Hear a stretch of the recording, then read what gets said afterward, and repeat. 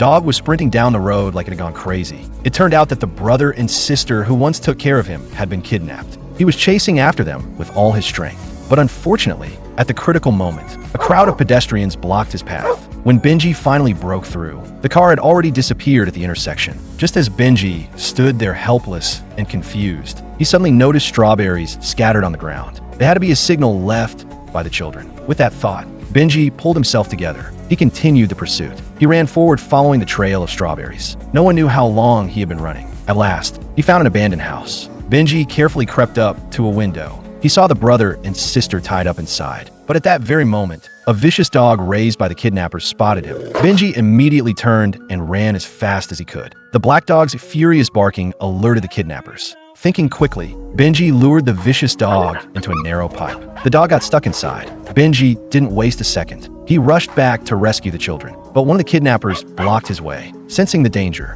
Benji ran away again. He spotted a shed ahead. Another clever idea popped into his head. He deliberately led the kidnapper into the warehouse, and he slipped out through a hole. Next, he ran to the door and shoved the cabinet against it. Just like that, the kidnapper was trapped inside. Benji ran back to the abandoned house. But the other kidnapper heard the noise. Benji knew he wouldn't stand a chance in a direct fight, so he hid inside an abandoned bus. When the kidnapper rushed in, Benji had already jumped out through the roof hatch. He immediately snuck back into the house to save the children. Just as he was about to bite through the ropes, the kidnappers burst in with the vicious dog. With the black dog's help, they quickly discovered Benji's hiding place. Benji jumped out the window without hesitation. He knew very well that he couldn't save the children on his own. He had to find help as fast as possible. Soon, he arrived at the boy's house, but the windows were shut tight. The mother wasn't home.